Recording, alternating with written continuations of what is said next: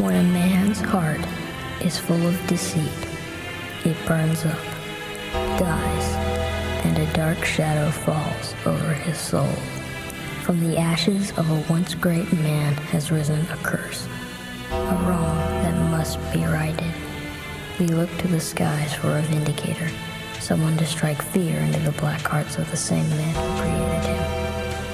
The battle between good and evil has begun.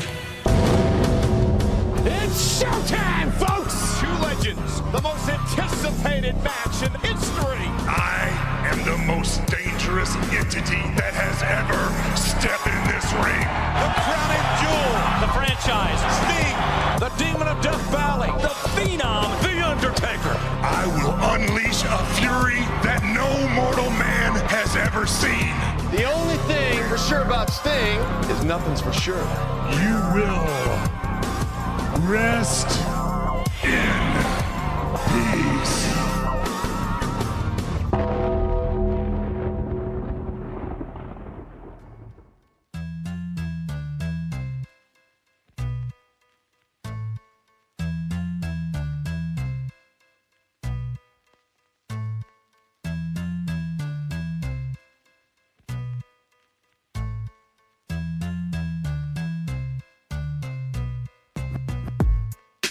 When you think of wrestling what ifs, I think, especially in recent memory, the biggest one that comes to mind is The Undertaker versus Sting. I'm not talking, 2020 or even 2023. I'm thinking back to when it was first teased for the first time, right before WrestleMania 27. Now, of course, if I am gonna fantasy book, let me just get up here and grab this from the good old shelf here. Logan's scriptures. It's been a while, hasn't it? It's been a little while. Let me just flip open here. It's kind of nice. Instead of just a normal notebook, it says Logan Scriptures on the front. Got some nice wording on the back. You can get your own copy of Logan Scriptures at our PWP Etsy store for only a low price of $25. I mean, the highest rated product as well. Yeah, I bought one. I mean, I know it seems crazy, but I wanted to support the brand. Support the brand financially. It's done really well. Nut up or shut up. As I mentioned on a previous podcast, I did have to edit it a little just to make things lined up, make things look pretty, but it's done. But let's flip open here. Like I said, it's been a while. Sting and Undertaker. So to give background, WrestleMania 27, they cut those vignettes. There's someone in a long leather jacket, specific boots, coming out of a house. It was raining. 221. Very Fun goth, fact. very email, by the way. Fun fact, that was my grandfather's birthday at the time. They had the violin going. I mentioned to you before this, so from about 4th grade on to about the middle of 10th grade, I would stay with usually my grandpa on the weekends, my dad's dad. Mm-hmm. And we would watch SmackDown. He would tape Raw. We'd watch Raw. He would tape the early days of NXT. We'd watch that. We'd watch TNA. He's very wrestling focused.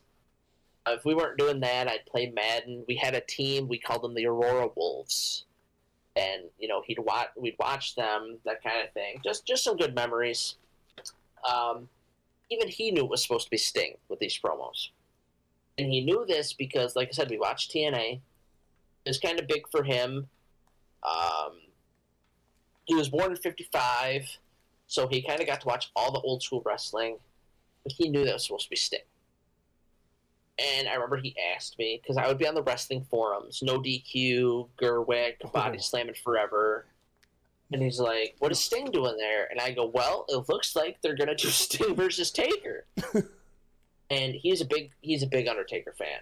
I remember WrestleMania 23 when Undertaker beat Batista. The first person I called was my grandpa, so he could hear the theme music, and I'm like, he won. because we thought that's when the streak was going to end, like a lot of people. I'm like, yeah, they're going to do Sting versus Taker. He was excited. I was excited. Then that Monday Night Raw came. Taker came out. Then Triple H came out. No words, or it might have been flipped. I forget how it happened. But one of them came out, and the other came out. No words. It was great. I'm not going to say it was bad. It was fantastic. Mm-hmm. The match was great. Their rematch, even better. Would it have been better with Sting? I know a lot of people on Twitter now are saying, oh, did Undertaker actually have good matches? Yeah, of course he did. The difference between him and Sting is Sting, it doesn't seem would face bad people in the main event. If he would face someone bad, it'd be in the mid-card. You know, Vampiro, or if he faced anyone odd on TNA, that kind of thing. Yeah. Taker was always in a main event spot. Whether he's in a tag team against Chronic, whether he's facing Elegante, he was always in a main event spot. So I think looking back on it, I think Sting was protected a little more. I think Vince had more trust in Taker, and he's just like, yeah, I know you can do it. If you can't, it's on the other guy. Sorry. But I love Taker and Sting both. But I still think, and you agreed with me beforehand, Taker's better than Sting. Overall, yeah. Career, yeah.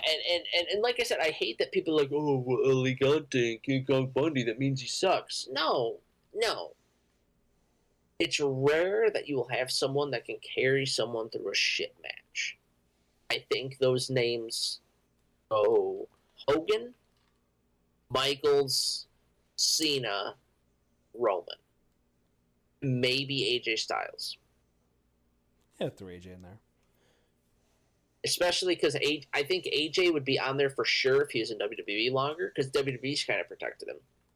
At Impact, he was with a bunch of stinkers. And before anyone comes after me, Daniels was good, Kaz was good, but TNA did have some stinker matches for AJ. People have to remember, and you wouldn't know this because you didn't watch TNA a lot. Again, my grandpa and I did. Around Thanksgiving time, he lost a match where he had to dress up in a turkey suit.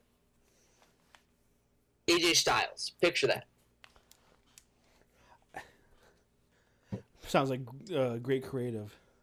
Yeah, Dixie Carter sucks. We'll get on that in a later podcast. Coming soon. I don't think this is Jeff Jarrett's fault. I don't think this is Hulk Hogan's fault. I think this is Dixie's fault in the whole. Okay. But anyway, all right. For those of you, like I said, that remember the promos, the vignettes, rain was falling, lightning was striking, leather jacket, boots. Like I said, even my grandpa knew it was Sting. A lot of people knew it was Sting. I don't remember exactly what happened, but Sting decided, I'm not going to WWE. He was afraid Vince would use him wrong. And I know everyone's going to say, well, they did use him wrong. He lost to Triple H, and then he lost to Seth Rollins, and then he was hurt, and then he had to retire. Oh, and now he's in AEW, and he's so good. Oh. Of course he's going to lose to Triple H, right? Triple H and Taker were the two consistents through WWE. Not saying Sting shouldn't have won. I got a pit in my stomach when Sting lost, because I'm like, fuck. I knew he should have won. But the whole build-up was cool. Do I think Hogan, Nash, and Hall are better than Billy Gunn, Road Dogg, and X-Pac? Yeah. Should they have been able to help more than Shawn Michaels did for Triple H? Yeah. Whatever. Do I still think that if Sting wouldn't have got hurt, that he would have got to rematch Seth Rollins, win the title, and hold it for like a month or two? 100%. I think everyone's in agreement with that. If Sting wouldn't have got hurt, he would have been WWE champion later down the line. But he got hurt. Whatever. Yeah. Seth Rollins didn't cause it, as much as all you conspiracy theorists want to think he injured him and Finn Balor. Finn Balor, I get. He's a young up-and-comer trying to take Seth's spot. Why would he want to injure Sting? Why in the fuck would he want to injure Sting? You tell me this. Right? You give me one reason why he'd want to injure Sting. I'm waiting. To take revenge on WCW. No, oh yeah, I'm sure Seth Rollins wanted revenge on WCW. He still won the Monday Night Wars, damn it. Oh my god. He was Team WWF. Am I upset Sting didn't get more WWE time? Yes. Sting's a great talent. He's one of the few that could cut a promo on the mic and could also wrestle. He could be a main eventer, he could be a mid-carder, he could be a tag team guy. Doesn't matter. Sting is at the top. Yeah. Is he doing great things for AEW? Oh, hell yeah. Do I think he should have jumped off a ladder through a table? No. No. He old. He old. Am I going to probably meet him at WrestleCon? You're damn right I'm going to meet him at WrestleCon. Sting's a fucking legend. Are you going to tell him any of this to his face? No! Woo! Anyway. Like I said, now that we kind of have all that build up, go back to those promos. I still think Taker would have been the one to be revealed. But when Triple H came out, I wouldn't have Undertaker to stand face to face with him. I'd have Undertaker bludgeon him. He wouldn't need a weapon. He would use his fist. He would take Triple H down. He'd start punching. He'd bust him open. He'd pick him up. He'd choke slam him. He'd leave him for dead. Next night on Raw, have Triple H come out again. Same thing happens. Gets bludgeoned, gets choke slammed. This time, Taker picks him up, lash rides him, leaves him for dead. Next week, same thing. Except I'd have Taker tombstone him to the announce table. The following SmackDown, I'd have Kane come out and ask him, hey, I know that you just fought Shawn at Mania. Why are you taking out Triple H? Taker'd come out. He'd bludgeon Kane. Tombstone him, and then I'd finally have him grab a mic. Before he could say anything, you'd hear, oh, yes. Paul Bearer would come down the entrance ramp, grab the mic from Undertaker, and Paul Bearer would then begin to explain how Undertaker had finished Shawn Michaels. He was tired of fighting DX. He had done this years before. He had finally put to rest Shawn Michaels, and he didn't have the time to face Triple H. He didn't need to explain anything to his little brother Kane.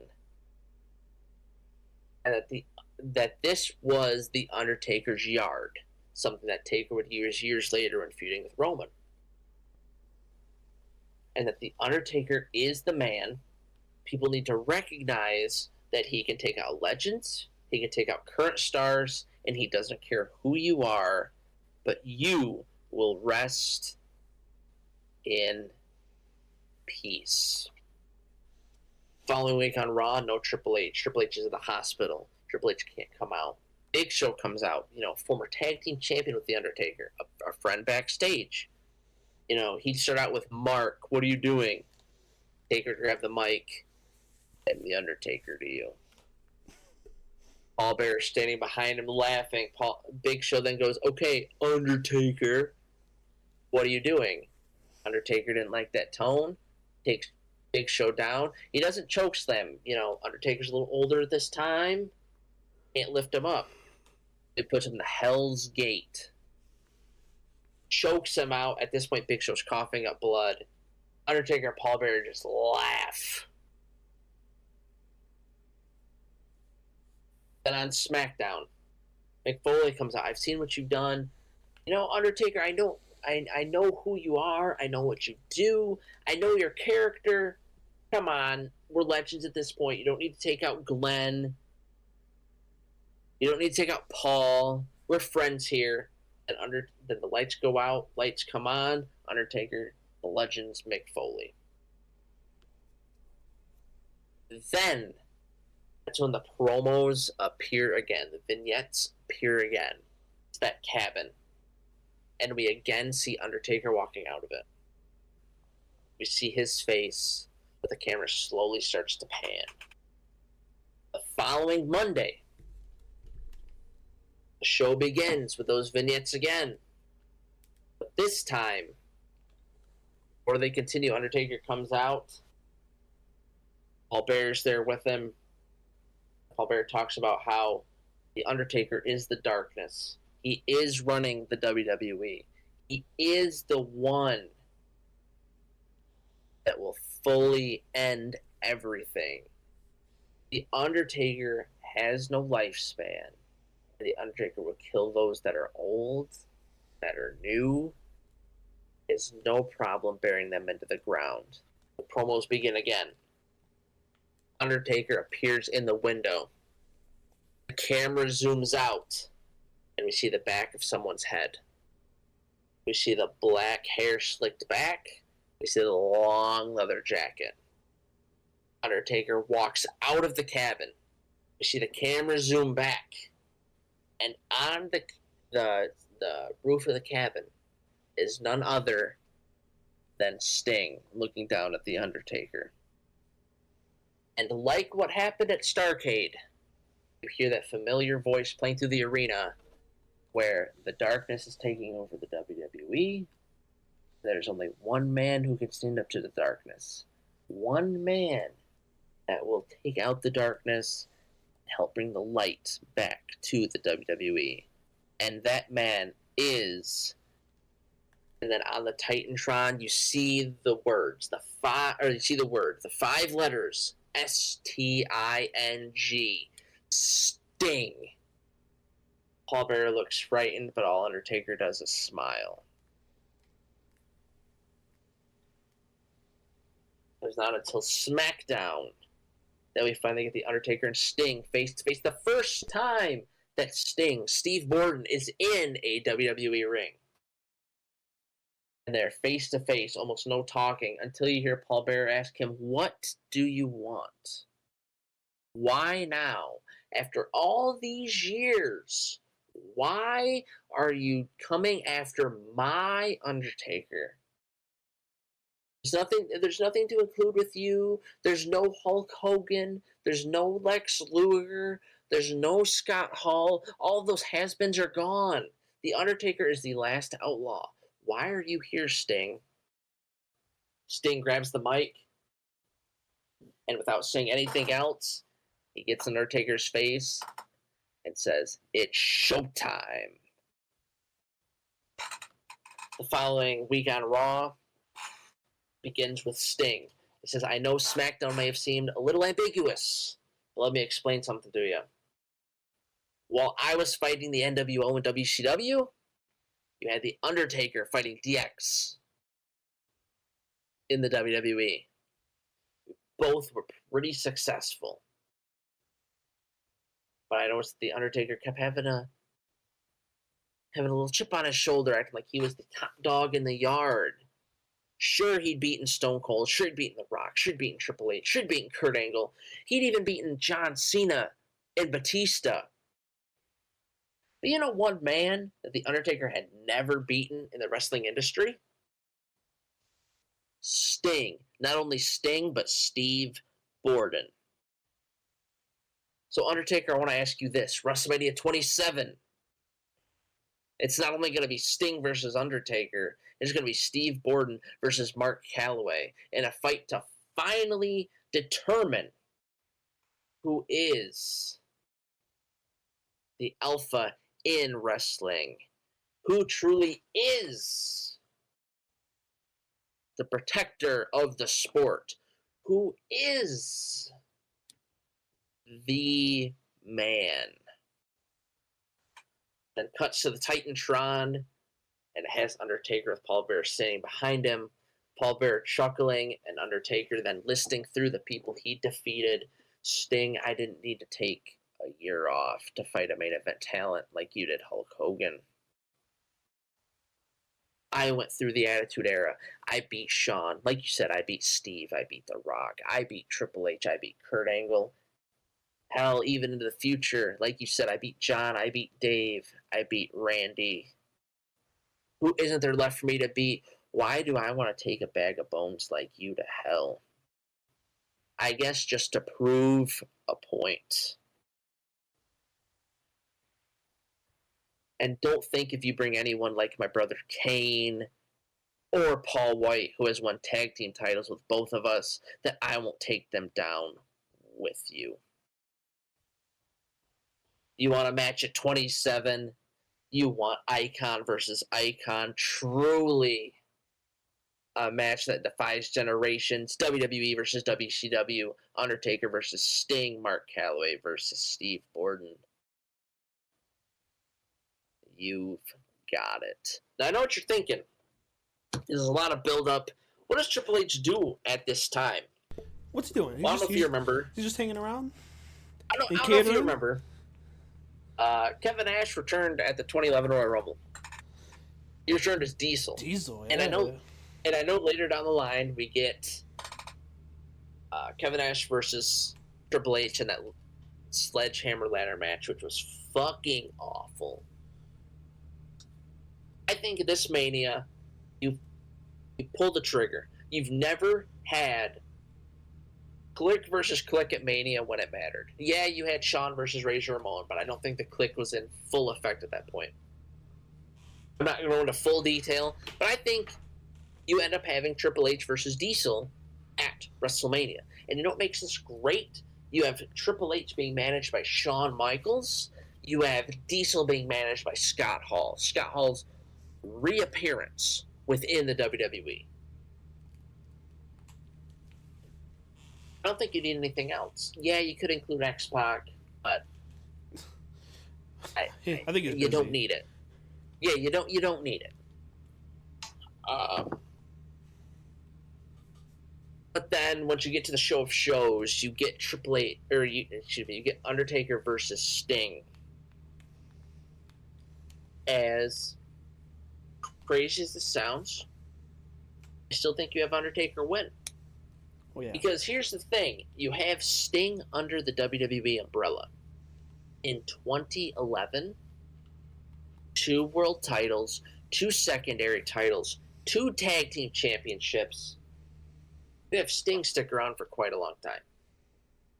Even if he has to retire in, 2015, when Seth Rollins buckle bombed him, it still gives him 4 years with the company. I think at that point, Sting gets one of those heavyweight titles that people wished William Regal or Jerry Lawler would have won. I think he was the big goal at that time. Like who's fighting for that title? Yeah, well, that's what I was gonna say. I've talked about those in. They weren't Logan scriptures yet. They were PWP DIYs. Go take a listen to those. Yeah, they're on our YouTube. Go take a look.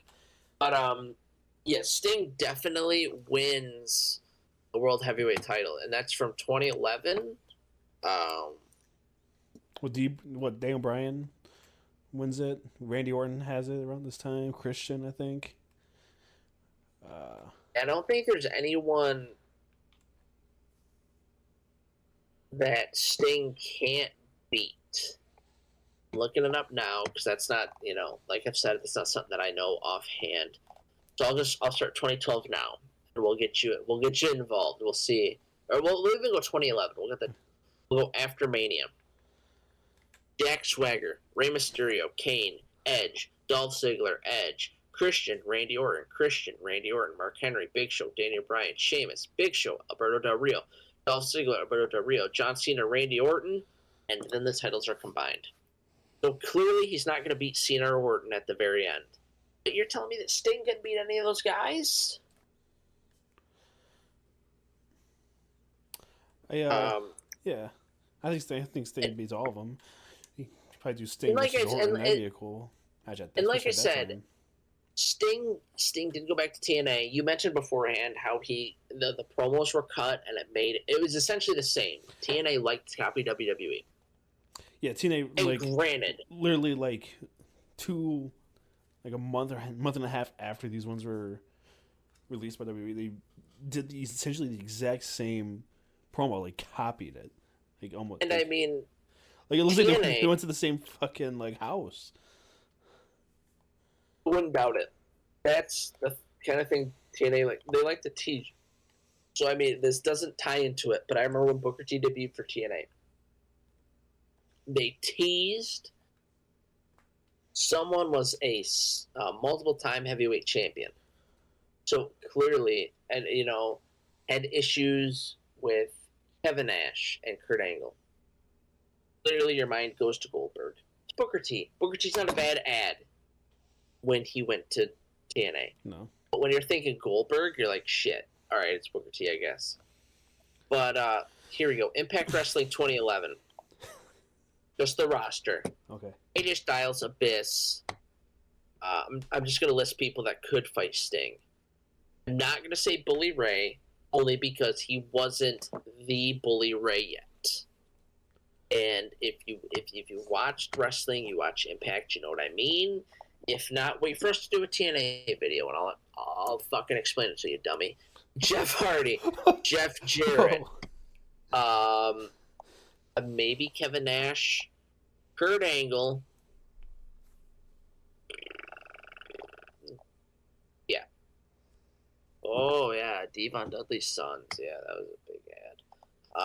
Yeah, there's not a lot of people for Sting, and it still it bothers me that WWE won't use me right. And that quote, along with him losing to Triple H and getting injured by Seth, everyone online is like, "Oh, you did the right move." Seth Rollins didn't plan on injuring him. Sorry, as much as your conspiracy theories want to believe this, that didn't happen. It was a fluke. I was in the hospital when this happened. That was one of the most disappointing nights of my life because the Dudleys lost by DQ and then Sting got hurt. It's not like Seth Rollins planned that. And if you think Seth Rollins planned that, fuck you. I think, I think Vince likes you to have to win your way to the top of WWE. Look what he did with Goldberg. I mean, look at Scott Steiner. Scott Steiner kind of shit the bed, so he didn't push him. But look at all the people he did push. Benoit, Guerrero, Booker, Rey Mysterio. It's not like he hated people who weren't with WWE. You just had to prove yourself. And I think Sting would have proved himself. Look how well he's done now. Look how well he's done in TNA. So to all those that, it's a good thing you didn't leave. No, I think you're wrong. I think he would have had a better time in WWE. And I think instead of a Triple H rematch, we would have got Taker and Sting. And guess what? I think there's a chance that at the rematch, Sting would have beat Taker. And it would have meant so much more. Because clearly WWE didn't care about a young talent beating Taker because they had Brock beat him. And when did Brock beat him? That was WrestleMania 30. That was right before we moved into the dorm. So that was, 2014? Yeah. So Brock had been relevant for 12 years. Yeah, they didn't give a shit about new talent beating him. But, again, this is just something written in the good book. I think I had your attention with it. You didn't say anything. It just reminds me of like what could have been. Oh, especially with Sting. Sting could have been a lot more. I think it's one of those cases. This is my speculation. I think Sting was scared. I think he was scared. I am glad someone said it. And the thing is, you didn't watch TNA, so you wouldn't know. But I'm glad you said it because Sting debuted for TNA like 5 times. He debuted early on. He took a break, and people thought he was going to WWE. Came back around 2004, 2005. Wrestled, took a break, came back, thought he was going to WWE. Came back around that 24 time. And he constantly did this until he finally showed up in WWE. And the thing is, I remember how excited we were. He showed up too late, by the way. Well, not even that. I remember how excited we were. We were in the dorm. He came out to help Ziggler. Yeah. The issue is they didn't capitalize on it. They're like, oh man, Survivor Series? Let's have his next match be at Mania. No, fuck that. Have it be at Royal Rumble. Have him fight Triple H at Royal Rumble. Then at Mania, have Team Sting versus Team Triple H. And at that point, you could have done Sting, Nash, fucking Hogan versus Triple H, Billy Gunn, Road Dogg, and then they could have been managed by Michaels and X-Pac, and guess what? You could have an X-Pac turn on him because he was in both stables, and then Sting could have won, and then they'd be like, "Ooh," and Sting could have been Road Dogg, and it wouldn't have been against Triple H, and they'd have been like, "Ooh." There's a lot they could have done. Yeah, I think his problem was the thing I hate most is that people are like, "Oh man, why did you have these stables come out?" Because when else are you going to have the NWO and DX appear on the same fucking stage? It's never going to happen until then. I loved what they did. Was I upset Sting lost? Yeah, at the moment. Looking back on it now, I know that they planned on using him more. Was I upset Sting got hurt against Seth Rollins? Yeah. Looking back on it now, do I know? Did I think Seth was going to hurt him on purpose? No. Fuck no. Anyone that thinks that, like I said, you're an idiot. You're a stupid idiot. Until he appeared in AEW, even wrestling, no one thought Sting was coming back. Like, the moment he fell in the ring, people thought that was it. Like, it's scary. If you go back and look at it, it is so fucking scary. Because he doesn't just, like, fall and you're like, oh man, is he hurt? Like, he drops to one knee and you can tell he's trying to come back. Yeah. It's just, Sting is one of those people, and that's the part. That's why I hate talking about. I hate saying Taker's better than him, because if Taker, let's just say Taker's like a 10.1, Sting's a 10. Like, it's not like there's a large gap between them. But I think people are just so obsessed with Sting and obsessed with what he's doing, people forget Taker already had this comeback. Remember when he teamed with Roman against Shane and McIntyre? Yeah. Or people forget this. Taker was supposed to retire pretty early on, and he kept coming back. Is that his fault? He kept getting that phone call. Yeah, and he kept having great matches. And that's why Vince kept calling him back. If you notice, it was after 32, or no, it was really after 30 that Vince was like, maybe. And then they get around Mania time, and he's like, all right, do you want to fight Bray Wyatt? Yeah, that'd be cool. Yeah, that'd be cool. Hey, do you want to fight Shane on Logan's birthday and have Logan get pissed off at the movie theater? Yeah, okay. Hey, do you want to fight Roman? Yeah, okay. Do you want to fight Cena in a squash match, which probably would have been match of the night had I not been a fucking idiot and let it go for more than 5 minutes? Yeah. I don't blame Taker for anything throughout his career. I blame Vince, or I blame creative. I also don't blame Sting for anything throughout his career. But I think, like I said early on, the difference is Taker was protected, Sting wasn't.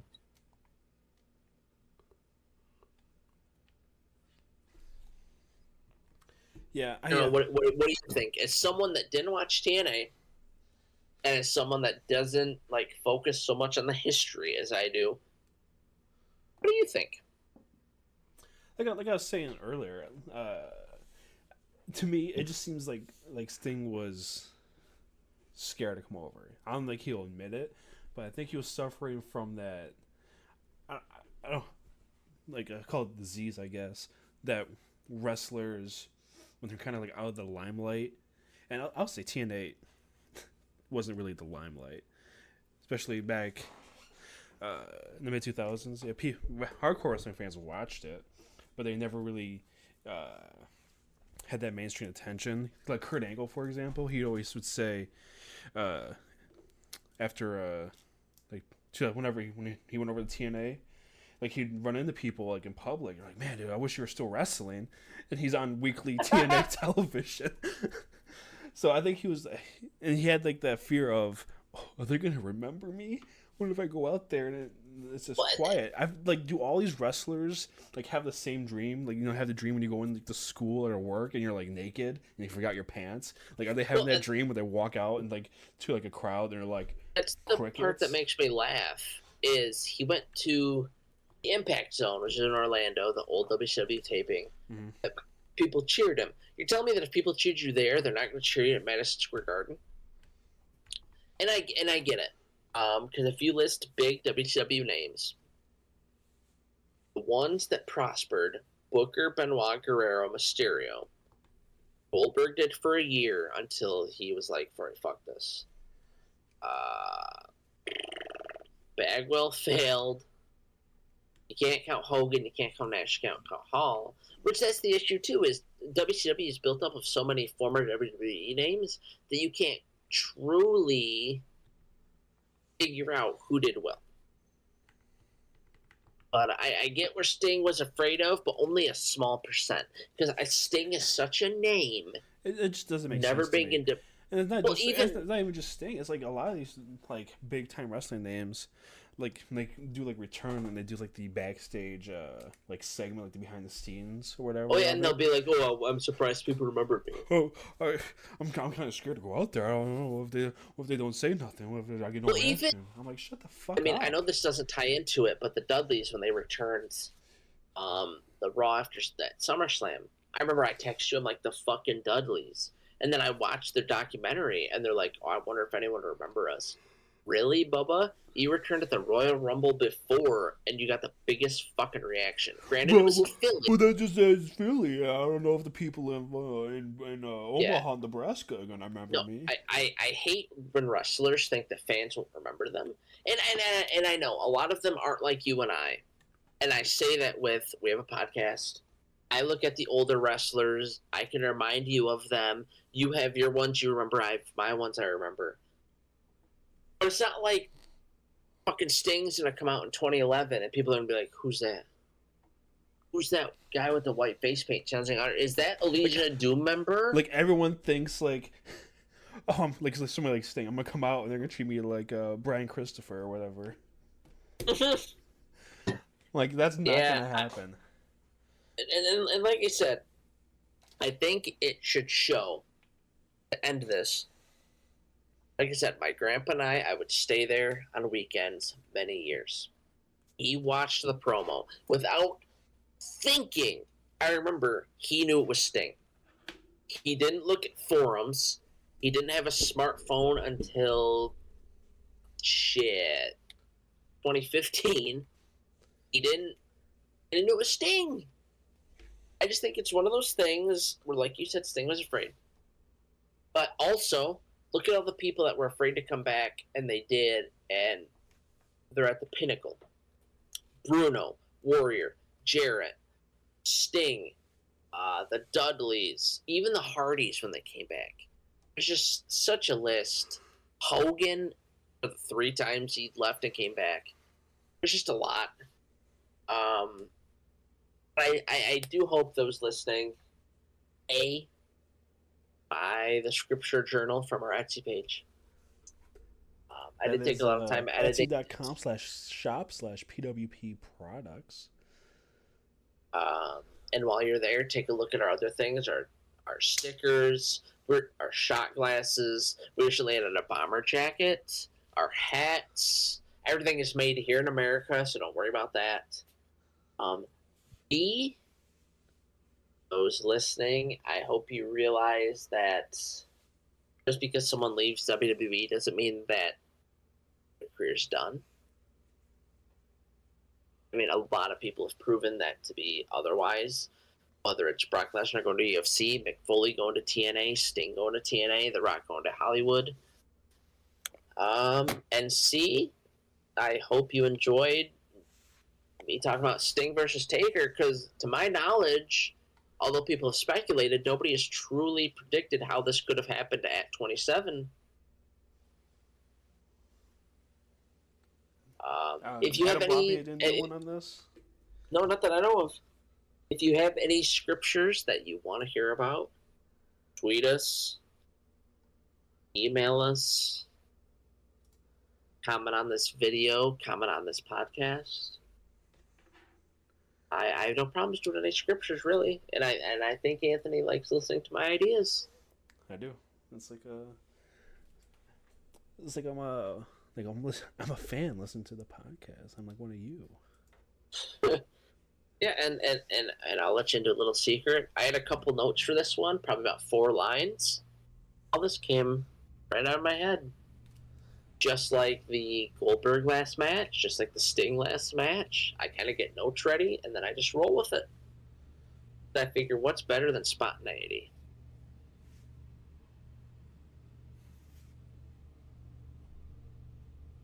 But as always, I mean, you can find us on Spotify, Apple Podcast, wherever you can find your local podcast.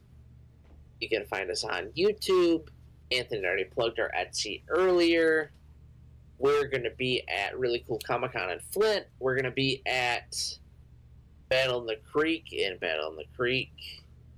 We're not going to be guests, but we're going to be at WrestleCon. Am I forgetting anything to plug? I think that's it. We have it. our Threads account. We have Threads. Oh, that's right. We have Threads now. Yeah. But, it's too new for Logan. yeah, I'm not going to jump on that for about a year now. You So, can't. I mean, if you want to interact with anybody, go for it. I'm not going to be there. You can't learn it. Just like TikTok. No. You're not on TikTok yet. Oh, hell no. I'm not going to be on TikTok for like... I just started looking at Instagram and Facebook Reels. So... Yeah. But, glad you listened. Glad you loved. We'll catch you later on another Logan Scriptures.